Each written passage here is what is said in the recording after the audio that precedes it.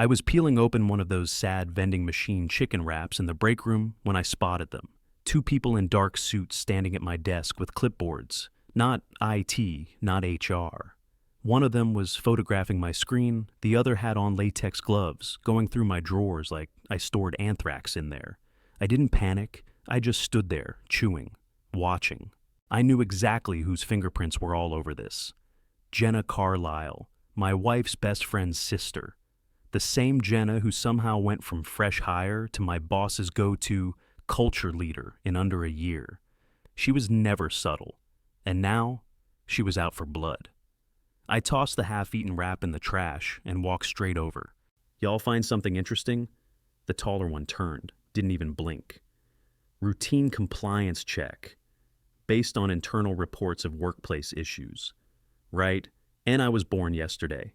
Jenna was nearby, pretending to go through a file cabinet like she suddenly cared about archived payroll from 2 years ago.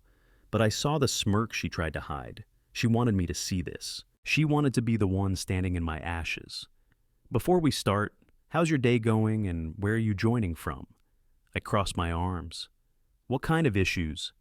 The woman with the gloves didn't look up. Performance concerns, client documentation irregularities. We're just reviewing workspaces? I almost laughed.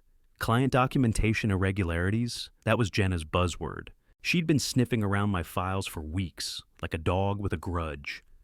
You got a list of names this came from? I asked. Neither answered. Of course not. They kept working, quiet, methodical. One of them slid open my bottom drawer and paused. Jenna leaned in a little, not close enough to be caught, but just enough to watch what they were seeing. She was trying to pretend this was just business. But her body gave her away, that slight tilt forward, like a kid waiting for the piñata to crack. They pulled out a brown leather notebook. That's when I knew she'd screwed herself. She thought she'd found her smoking gun. I smiled. Go ahead, I said. Read it. The guy glanced at the woman. They sat down right there at my desk and started flipping through the pages. Jenna inched closer again. You want to sit too? I asked her. She froze. I turned back to the compliance officer. It's not what you think. He nodded, still flipping pages. We'll see.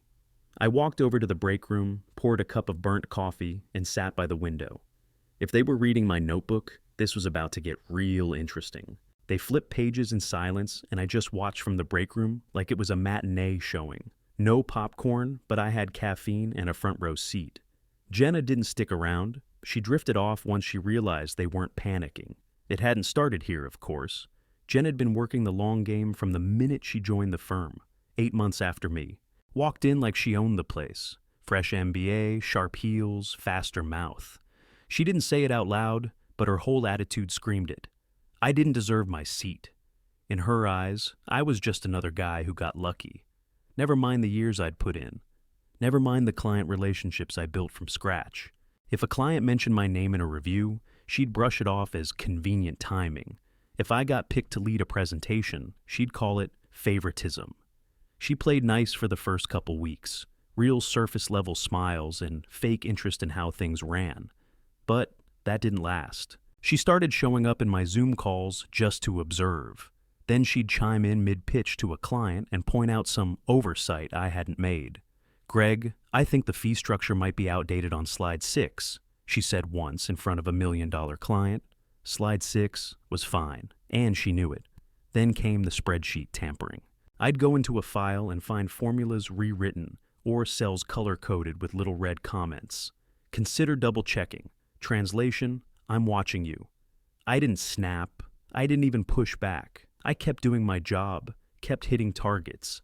I landed a 7-figure portfolio from a referral Jenna hadn't even sniffed at. I didn't brag. I just added the numbers to the board and went home. That drove her crazy.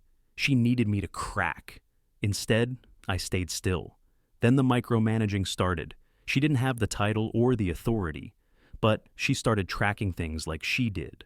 What time I logged in, when I went to lunch, how long I was on a call. She'd pass my desk slow, eyes on my screen. Real casual, like she was stretching her legs every 45 minutes on the dot. At first I thought she was just annoying. Some people need control, but this wasn't about efficiency or quality. She wasn't trying to improve anything. She was building something, a case. I realized it when I found her notebook open during a meeting. The top of the page said, Greg Turner, timeline. Bullet points underneath, dates, incidents, mostly garbage. That's when it clicked. She wasn't aiming to prove she was better. She was aiming to prove I didn't belong. And the worst part? She was smart about it. Never loud, never direct, just constant, quiet erosion. Before long, I had coworkers asking weird questions. Hey Greg, you okay? Jenna said you've been kinda off lately, off. I was outperforming half the team, but her little whispers were doing the job. Doubt spreads fast when you feed it every day. I went to Wilkins once, our boss. Told him straight up that Jenna was poking into things that weren't her business. He nodded, said he'd look into it. But I knew the look. He wasn't touching it unless it exploded. So I changed tactics. I stopped defending myself, stopped reacting. I let her log my mistakes, correct my spreadsheets, watch me like a hawk. I made it easy for her. I let her believe she was getting somewhere. She wanted a story that made her the hero. I gave her enough rope to write it, and I waited. She thought I was cornered. I made sure she kept thinking that. While she logged Greg opened wrong spreadsheet September 14th, I was writing something different. I kept a leather notebook on my desk, not hidden in a drawer, not locked up. Just there, plain, brown, a little worn at the edges. Started using it about 1.5 years ago when things got rough at home. Nothing dramatic, just life piling up. The notebook helped me sort my head out. But it turned into something else. Every day, end of shift, I wrote down 1 or 2 good things. That was it. Client thanked me for staying late on her portfolio. Jimmy from IT fixed my monitor setup. Finally have both screens working. Michelle left Oreos in the break room. Little stuff, honest stuff, not exaggerated, not polished. Just what I saw and felt. I didn't write about Jenna, not once. Not out of spite, just because she never gave me a reason to. She never helped, never shared credit, never did a damn thing that wasn't for her own ladder climb. She was invisible in that notebook because she made herself irrelevant to anything good. But the others? Their names came up over and over. Alicia from admin, always backing me up when I needed documents printed last minute. Devin from marketing, jumping in when I needed help rewriting a client proposal. Even Wilkins once for catching a detail I'd missed in a client's trust paperwork. I didn't realize it at first, but page by page, I was building something she couldn't touch. Not stats, not metrics, people, character. Who stepped up, who reached out, who gave a damn when they didn't have to. And the best part? It was all real, no angle, no manipulation, just truth. I didn't keep it for HR or for some big showdown. It wasn't meant to defend me. Hell, I didn't even think anyone would ever read it. But day by day, it became something Jenna couldn't fake. A record of what actually mattered in that office. She had a spreadsheet full of gotchas. I had 17 months of proof that I wasn't the problem. She never once asked about the notebook. Never even looked at it sideways. I think she figured it was just a planner, but it sat there the whole time, in plain sight. And every day I wrote a line or two that made her smaller without even mentioning her name. Because the truth is, people notice what you focus on. She spent months tracking my missteps. I spent months tracking everyone's best moments. That notebook became my quiet rebellion. And I didn't even know it until the day they opened it. They didn't ask me to leave. They didn't even tell me to sit down. They just kept flipping pages like they'd found a damn diary in a crime scene. I stayed by the break room, sipping that burnt coffee, watching Jenna float past my desk for the 3rd time. She was trying not to look, but her eyes kept darting toward the notebook, like she wanted to rip it out of their hands. She'd set the whole thing up, scheduled the compliance sweep with HR, and timed it during my lunch. That much was obvious. She wanted them to catch something dirty before I could clean it up. That was the phrase she used, too. I found out later from someone in HR who owed me a favor. Jenna came in hot with a folder stuffed with printouts, screenshots, and typed up notes. She claimed I was a risk to client relationships, said I had a pattern of sloppy behavior, that I was a threat to the firm's reputation. She sounded real professional, apparently, real concerned, But while she spun her story in a conference room, the two compliance officers were out at my desk, reading a journal that made her entire narrative fall apart in slow motion. The taller one flipped another page. The woman next to him was scanning entries like she was trying to catch a lie and not finding any. And slowly, something shifted. People started noticing. Michelle paused by the copier, eyes flicking toward my desk. Devin slowed his walk across the hall. Everyone could feel something was going down, but nobody knew what yet. Then Jenna came back. She hovered behind the compliance pair, pretending to be busy, filing papers that didn't need filing. Her smile was tight, forced, her eyes hunting for clues, for control. "Is this yours?" the woman finally asked, holding up the notebook. The guy didn't speak. He just turned another page, then another. His brow furrowed, not in confusion, in concentration. Jenna stepped closer. "If it's not work-related, it should be considered outside documentation," she said lightly, like she was trying to plant the idea in their heads. The guy looked up at her, then back at me. "How long have you kept this?" 17 months, I said. "You document this every day?" "Pretty much.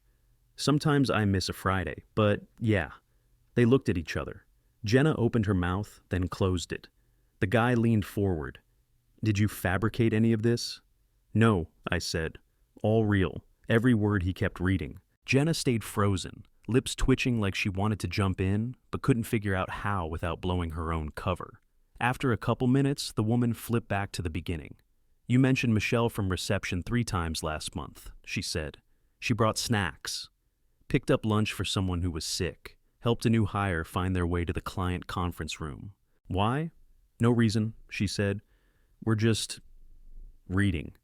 Jenna's face tightened again. "This doesn't change the documentation I submitted." The guy turned. "We've seen your file. And we're still reading."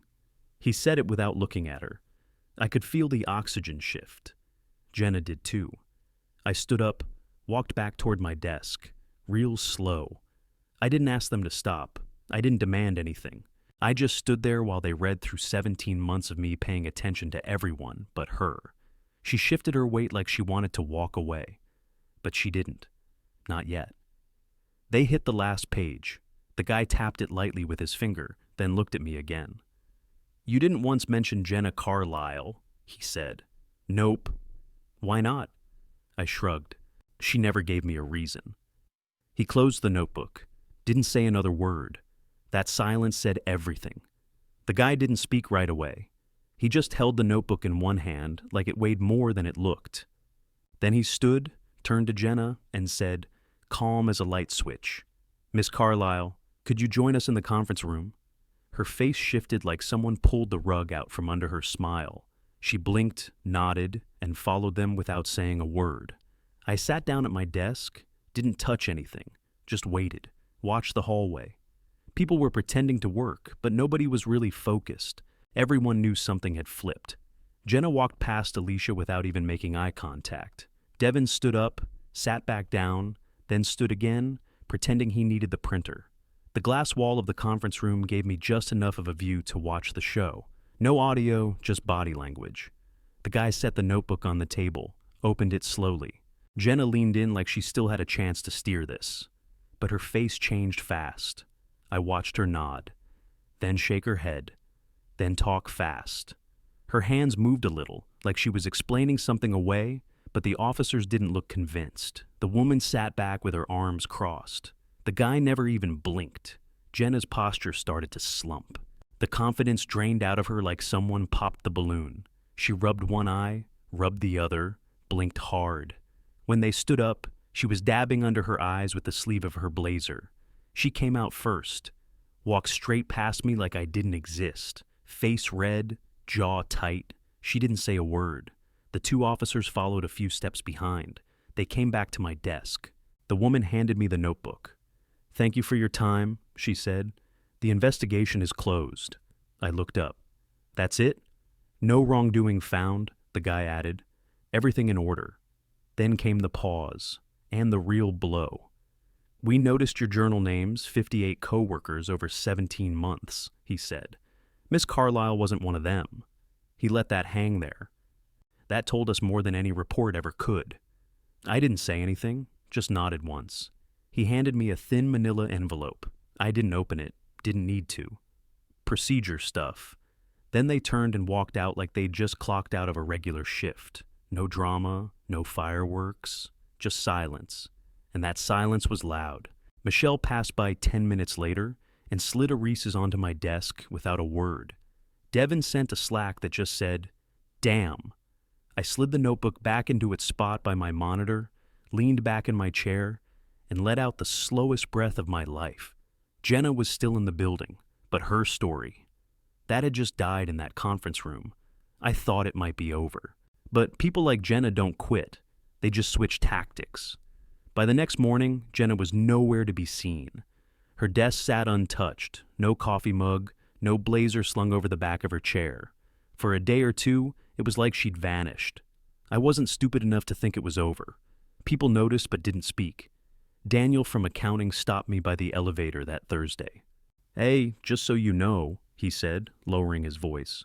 "Jenna's been asking around." "Said you've been keeping files on people?" I raised an eyebrow. "Files?" He nodded. "Yeah. Said something about you documenting coworkers without telling them, making lists, tracking behavior." And there it was, the second wave, quiet, underhanded, right out of her playbook. She couldn't hit me through compliance anymore, so she went for what was left, reputation. I kept calm on the outside, but inside, I was boiling. 2 days later, Alicia and admin barely looked at me when I said good morning. Mr. Wilkins walked past without the usual joke about my caffeine addiction. Small shifts, but sharp ones. Jenna was doing damage. Not all at once, but slow and steady, like acid on steel. She was planting seeds of suspicion. I could see how she framed it, too. All I'm saying is, it's kind of weird, right? Writing names down, every day, without permission. If she couldn't get me fired, she wanted me isolated, questioned, out of sync with the people I actually respected. I thought about going to her desk, calling her out, cornering her in front of everyone. That would have felt good for 5 minutes. But that's what she wanted, a blow-up, a scene, something she could twist. So I went the other way. That afternoon, I sat down and wrote a department-wide email. Straightforward, honest, no sugarcoating. Subject line, quick note about the notebook. I kept it simple. Some of you have heard about the notebook I keep. I started it over a year ago, during a rough patch, to stay grounded. Every day I try to write down something positive, something someone did that made work better. I've never shared the contents publicly, and I never will unless someone personally asks. That said, if you're uncomfortable being included in it, I'll respect that completely going forward. No hard feelings. Just say the word, no spin, no apology, just facts. I hit send, leaned back, and waited. 15 minutes later, Alicia walked by my desk with a smile and dropped off mail like nothing had happened. An hour after that, Daniel forwarded the email to another department, added a line, "More of us should do this." Then came the replies, first 1, then 3, then 10. Every name in my inbox told me she'd miscalculated, again. But I didn't smile. Not yet. Because I knew Jenna wasn't done, not even close. By the next morning, my inbox looked like a group hug. Not one complaint. Not a single, take me off your list. Just gratitude. Straight up. Alicia was first. "Greg, I had no idea I'd been in your journal. That honestly made my whole week. Thank you then, Daniel. You noticed the report I stayed late to finish? That means more than you know." It kept coming. Michelle from reception. Devin. Even Tina from legal, who barely spoke to anyone, sent a short one-liner. "Wish more people paid attention the way you do." And then Wilkins. He called it remarkable. Said he'd seen a shift in the team's energy since the journal came to light. Told me he'd never expected something so small to have that kind of ripple effect. 35 replies in total, all positive, all real. One person didn't reply. Jenna. She read it. I know she did. She always read everything. But she kept quiet, probably hoping it would die out. Instead, it did the opposite. People started leaving handwritten thank you notes on desks. Someone made a whiteboard in the break room labeled shoutouts, and folks started scribbling messages in dry erase like it was second nature. Props to Alicia for saving my butt on Tuesday. Big win for Daniel, crushed the numbers last week. None of it came from me. That's the part she didn't see coming. I didn't lead some campaign. I didn't stand up and give a speech. I just told the truth and let people do what they wanted with it. Turns out, people were hungry for it, hungry to be seen. Jenna tried to pivot. Of course she did. One morning, she brought in donuts, claimed it was just because. A week later, she stood up during a meeting and tried to give a shout out to the marketing team for being so on top of deadlines lately. It was painful, forced, stiff, like she was reading from a script written by someone who never actually meant a single word. And the room felt it. Nobody clapped, nobody responded, just polite nods and the sound of laptop keys clicking. Because by then, the difference was obvious. Everyone else was lifting each other up. And Jenna still needed someone to stand on. Her playbook didn't work in a place where people finally started looking out for each other. And no matter how hard she tried, she couldn't fake that. 3 weeks later, Wilkins called me into his office. "Close the door," he said. He was holding a manila folder and a red pen, which usually meant someone was in trouble. For once, I knew it wasn't me. I sat down across from him. He leaned back in his chair, cracked his neck, and gave this tired half smile. "You know that journal of yours kicked off something I didn't expect," he said. I didn't answer, just waited. He tapped the folder. The shift in this team, whatever you want to call it, gratitude culture, morale boost, kumbaya crap. It's been the best thing to hit this department in years. I raised an eyebrow. "Kumbaya crap?" he chuckled. "You know what I mean?" Then he flipped the folder open and slid it across the desk. Inside was a list, not long, but sharp. 7 bullet points, each one tied to Jenna Carlisle. Micromanaging employees she didn't supervise. Undermining team leads in meetings. Requesting unauthorized access to internal reports. Creating tension between departments. Logging non-performance-related behavior about coworkers. Attempting to influence compliance protocols. Filing a formal complaint based on personal opinion. And at the bottom, underlined in red, compliance audit triggered with no valid basis. I looked up at him. That from HR? Partly. Some came straight from the team. People finally started speaking up. He pulled the folder back, closed it. She's being moved to another team. No direct reports, no client-facing work. I didn't say anything. She'll be focused on internal audits. Quiet stuff. No collaboration, just her and a spreadsheet. I nodded once. "It's not a demotion," he added, "but it's definitely a message." We sat in silence for a few beats. "She know yet?" "She found out this morning." "How'd she take it?" He gave a slow exhale. Didn't say much, just nodded and walked out. That sounded about right. I stood up to leave. He didn't stop me, just said, "Greg?" I turned back. I don't think she ever saw it coming. "She never saw anything but herself," I said. He nodded once. Nothing else needed to be said. I walked out of that office and back to my desk. Jenna's space was still there, but her nameplate was gone. People noticed. Nobody said a word. I didn't feel proud or smug. I didn't feel much of anything, honestly. Just done. She wanted to win. She wanted to take something from me. All I'd ever wanted was to do the job, go home, and not have to watch my back. Now I could. That was enough. A couple months later, word floated through the office. Jenna had transferred. Different branch, different state, Minnesota, maybe. I didn't ask. Didn't care. New team, clean slate. Maybe that's what she needed. I didn't hate her. I didn't wish her the worst. I just finally saw her for what she was. Insecure, bitter, and too wrapped up in her own climb to realize she'd stepped on everyone along the way. She couldn't celebrate anyone else without seeing it as a loss for herself. That's the part that killed her. Not my notebook, not the compliance team. Me existing and not shrinking was the threat. She wanted me to fail so she could stand taller, but she tripped herself. Loudly. She gave me every chance to fight back, every opening to strike, and I didn't swing. I just kept my pen moving, one line at a time, until the picture painted itself. Just that slow rhythm at the end of each day. Who showed up, who gave a damn, who mattered. I don't write in it for proof, not anymore, not even for peace of mind. I write in it to remember, because it's easy to forget in offices like ours, with the pressure, the pace, the meetings that never end. Easy to overlook the people who hold it all together while someone else takes the credit. That little book keeps me from losing track.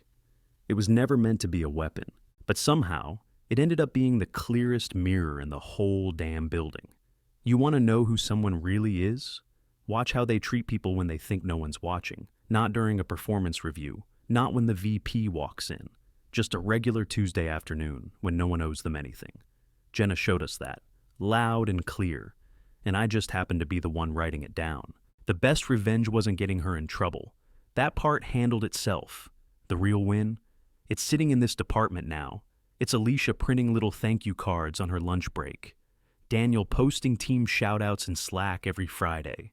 Michelle decorating her desk with post-its people left for her. Wilkins backing it all, calling it our new normal.